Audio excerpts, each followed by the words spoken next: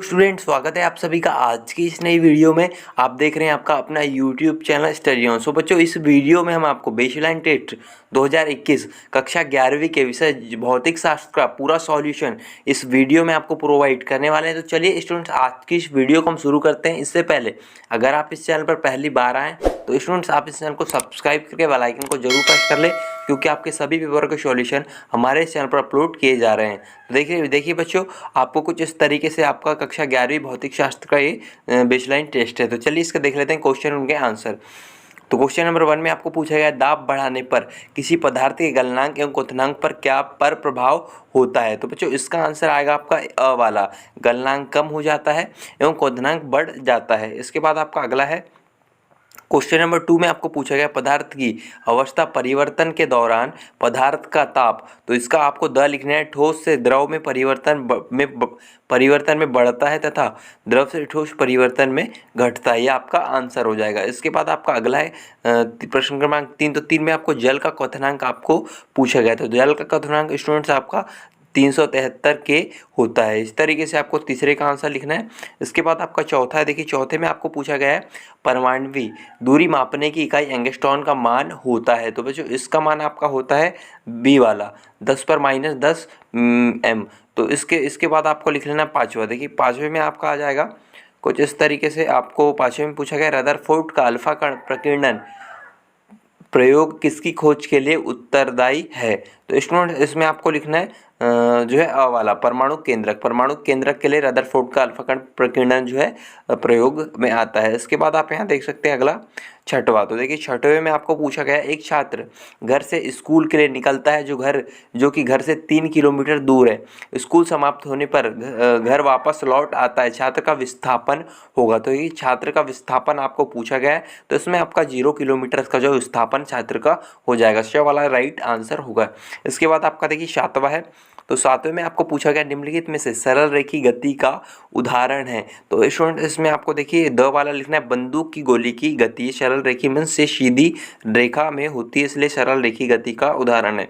इसके बाद आपसे आठवां में पूछा गया है, निम्नलिखित प्रदर्शित दूरी समय ग्राफ के अनुसार किस वस्तु की चाल अधिक है। देखिए किस वस्तु की चाल अधिक है, इसका आंसर आपको जो लिखना है स्टूडेंट्स, ये आपका जो है आपको लिख लेना है अ वाला, पी की चाल जो है अधिक होगी। इसके बाद आपका अगला है देखिए 9 वाला। तो 9 वाले में पूछा गया कि क्रिया एवं प्रतिक्रिया बल कार्य करते हैं। तो इसमें आपका आंसर जो होगा ब वाला, एक ही वस्तु पर विपरीत दिशा में। ये आपका आंसर हो जाएगा बी वाले का, ब वाला, 9 वाले का ब। उसके बाद आपका अगला है देखिए 10वां। तो 10वें में आपको पूछा गया, निम्नलिखित में से कौन से क्रियाकलाप का कारण नेट बल नहीं है। तो बच्चे 10वें का आंसर आपको श लिखना है, किसी कार को एक समान चाल से गतिशील रखना है। ये आपका श वाला आंसर हो जाएगा। उसके बाद आपका 11वां है। तो 11वें में आपको पूछा गया, दो अलग अलग द्रव्यमान की वस्तुएं P और Q समान संवेग से गतिशील है। यदि P का द्रव्यमान Q के द्रव्यमान से अधिक हो तो किसे रोकने के लिए अधिक बल लगाना होगा। तो स्टूडेंट्स आपको इसका आंसर जो लिखना है आपको द वाला, रोकने में लगने वाले समय पर निर्भर करेगा। इस तरीके से 11वें का आंसर आपको लिखना है। इसके बाद आपका 12वां है। तो 12वें में स्टूडेंट्स, दो वस्तु का द्रव्यमान दुगुना करने एवं इनके बीच की दूरी आधी कर देने पर इनके मध्य गुरुत्वाकर्षण बल हो जाएगा। तो स्टूडेंट्स इसमें गुरुत्वाकर्षण बल के बारे में आपसे पूछा गया, तो इसका आंसर हो जाएगा 4 गुना। 4 गुना इसका सही आंसर होगा। इसके बाद आपका देखिए 13वां है। तो 13वें क्वेश्चन में पूछा गया, किसी वस्तु का भार पृथ्वी पर, देखिए पृथ्वी पर क्या है, तो ब वाला सही होगा, ध्रुवों की ओर जाने पर बढ़ता है। ये आपका ब वाला राइट आंसर हो जाएगा। इसके बाद आपका अगला है 14 नंबर का क्वेश्चन, जिसमें आपको पूछा गया, पानी में तैरते किसी लकड़ी के बड़े टुकड़े का भार जो है आपका 0 हो जाता है। ये आपको जो राइट आंसर होगा द वाला। इसके बाद आपका अगला है 15वां क्वेश्चन। देखिए इसमें पूछा गया, निम्नलिखित में से किस क्रियाकलाप में कार्य हो रहा है। तो अब इसका आंसर आपको आएगा अ वाला। अ वाला आपका राइट आंसर होगा, ब्रेक लगाने पर कार का रुकना, ये जो कार्य हो रहा है। इसके बाद आपका अगला है 16वां क्वेश्चन, जिसमें आपको पूछा गया, किसी निकाय की स्थितिज ऊर्जा। तो इसका राइट आंसर स्टूडेंट्स आपको देखिए, निकाय पर ऋणात्मक कार्य करने पर बढ़ती है। ये आपको लिख लेना है। इसके बाद आपका देखिए 17वां क्वेश्चन है। इसमें आपको पूछा गया है यूनिट विद्युत ऊर्जा व्यय होगी। तो 17वें का आंसर जो आपको लिखना है वो आपको लिखना है ब। 100 वाट शक्ति वाले यंत्र को 10 घंटे चलाने पर, इसका राइट आंसर हो जाएगा। इसके बाद आपका 18वां क्वेश्चन है, इसमें आपको पूछा गया था कि ध्वनि का वेग सर्वाधिक होता है, तो इसमें आपको लिखना है अ, ठोस माध्यम में, इसका राइट आंसर होगा। इसके बाद 19वां क्वेश्चन है, निम्नलिखित में से किस ध्वनि की आवृत्ति अधिक होने की संभावना है। तो देखिए कौन सी ध्वनि यहाँ से सबसे अधिक होगी, तो ये मच्छर की भिनभिनाहट जो सबसे अधिक होगी, ये स वाला राइट आंसर होगा आपका स नंबर का। इसके बाद जो है आपका 20वां, तो 20वें में आपको पूछा गया है एक अश्वशक्ति में कितने वाट होते हैं, तो इसमें आपको बताना है, तो इसमें आपको 746 वाट लिख लेना है स्टूडेंट, ये आपका राइट आंसर होगा।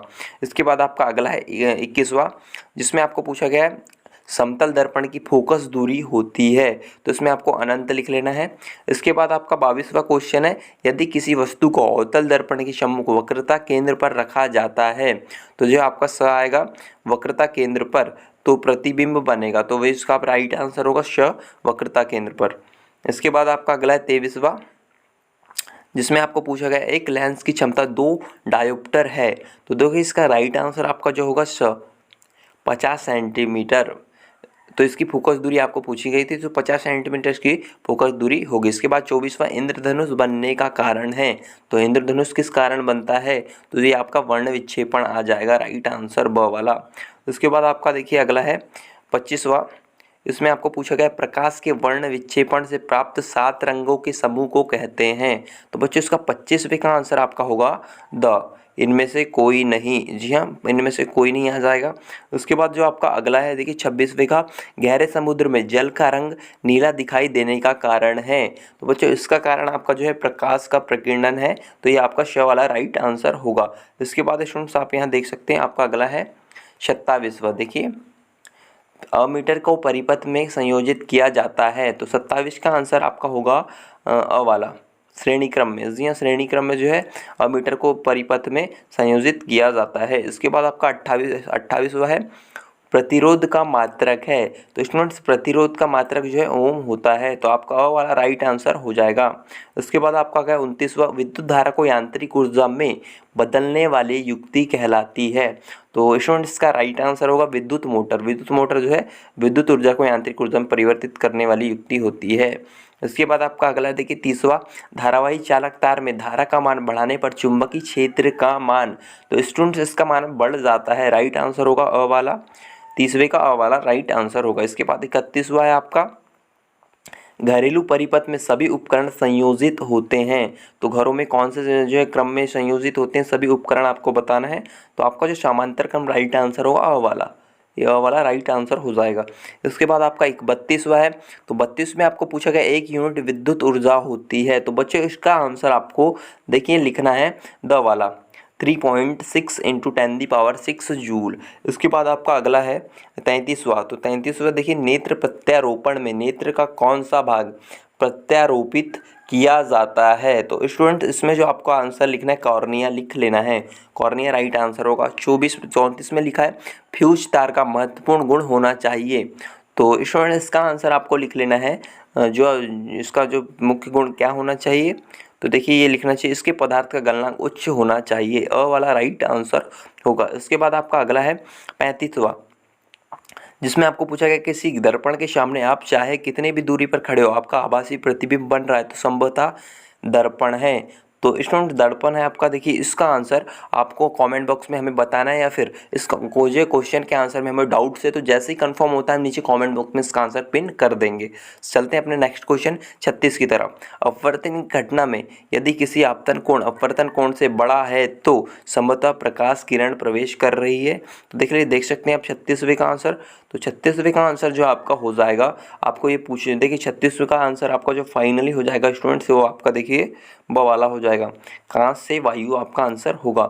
इसके बाद आपका अगला है 37वां, निम्नलिखित में से ऊर्जा का स्रोत नहीं है, तो ऊर्जा का स्रोत नहीं है आपका बहती हवा, जी हाँ बहती हवा ऊर्जा का स्रोत नहीं है। इसके बाद आपका 38वां है, तो 38वें में आपको देखिए जीवाश्म ईंधन है, तो जीवाश्म ईंधन क्या है आपका आपको बताना है, तो देखिए कोयला आपका जीवाश्म ईंधन में आता है। इसके बाद 39वां है, निम्नलिखित में से चुंबकीय रेखाओं का गुण नहीं है, तो चुंबकीय रेखाओं का गुण क्या नहीं है स्टूडेंट्स आपको बताना है, तो इसका आंसर आपका ब हो जाएगा।